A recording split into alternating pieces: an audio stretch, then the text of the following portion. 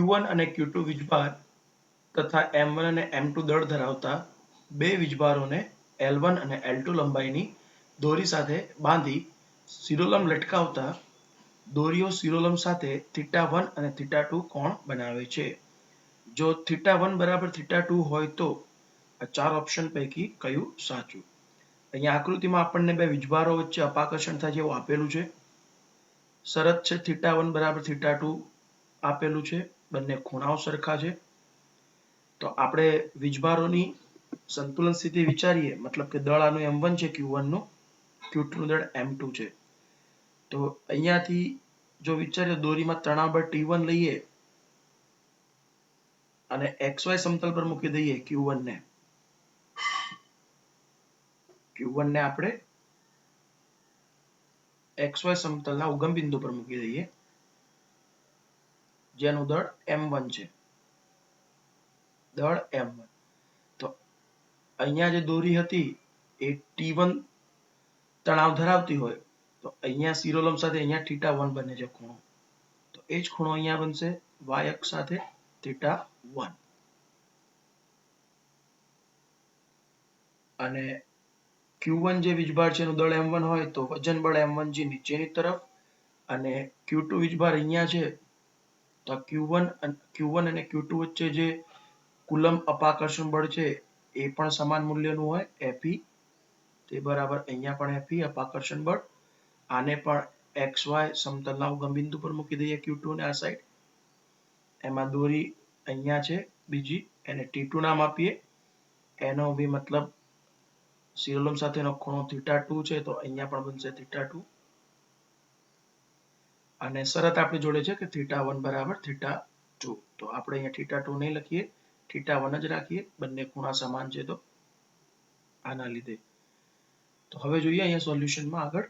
તો જે અહીંયા T1 છે, આ θ1 છે, આને દૂર રાખીએ. આ θ1 છે, જ્યાં ખૂણો બને છે ત્યાં cos વિધેય લખીશું, T1 cos θ1.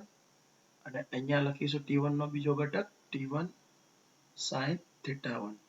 Q1 નું સંતુલન વિચારીએ તો Fe જે છે કોને સંતુલનમાં લાવશે? કોના બરાબર હશે? T1 sin θ1 ના બરાબર હશે. અને T1 cos θ1 તે બરાબર M1G થશે. તેવી જ રીતે અહીંયા બીજી આકૃતિ પરથી જ્યાં ખૂણો બને છે ત્યાં cos વિધેય લઈશું, T2 cos θ1. અને અહીંયા લઈશું આપણે T2 sin θ1. અને અહીંયા Q2 નું દળ M2 છે તો અહીંયા લઈશું વજન બળ M2G. તો Q2 નું સંતુલન વિચારીએ તો x દિશામાં Fe બળ જે છે એ T2 sin θ1 ને બરાબર થશે. Q1 અને Q2 વચ્ચે જે કુલંબ બળ લાગે છે એ તો સમાન મૂલ્યનું જ હશે, બરાબર છે. એટલે ત્યાં Fe જ આપણે લખ્યું છે. તો નંબર 1 કહીએ આને, નંબર 2 કહીએ તો બંને બળ સમાન થશે. તો T1 sin θ1 તે બરાબર T2 sin θ1. 1 અને 2 પરથી T1 sin θ1 તે બરાબર T2 sin θ1. Ultimate sin θ1 cut કરીએ તો બંને દોરીમાં ઉદ્ભવતું તણાવ બળ કેવું આવશે? સમાન આવશે. તણાવ બળનું કોઈ ઓપ્શન આપેલું હોય તો જોઈ લઈએ. અહીંયા ઓપ્શનમાં તણાવ બળની કોઈ વાત જ નથી કરી. તો આપણી જોડે T1 બરાબર T2 આવી ગયું. તો હજુ આનું y દિશાનું સંતુલન વિચારીએ Q2 નું, તો શું છે? T2 cos θ1 તે બરાબર M2G. તો T1 cos θ1 તે બરાબર M1G ને નંબર 3 કહીએ. T2 cos θ1 તે બરાબર M2G ને નંબર 4 કહીએ. હવે T1 બરાબર T2 છે તો T1 cos θ1 બરાબર M1G. તો આ T2 cos θ1 જે છે એમાં T2 ની જગ્યાએ T1 મૂકી દઈએ તો શું આવશે? T1 cos θ1 તે બરાબર M2G નંબર 5. તો હવે T1 cos θ1 તે બરાબર M2G પણ છે અને T1 cos θ1 તે બરાબર M1G પણ છે. તો આપણે સરખાવી શકીએ 3 અને 5 ને. તો M1G તે બરાબર M2G.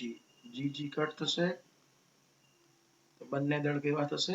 સમાન થશે. વીજભારના જે દળ હશે, જે કઈ બી વીજભારી નાના ગોળા બી હોય તેમનું તંત્રનું દળ બંનેનું સમાન થશે. m1 બરાબર m2. એકલા વીજભાર હોય તો એકલા વીજભારનું દળ અહીંયા સમાન થશે.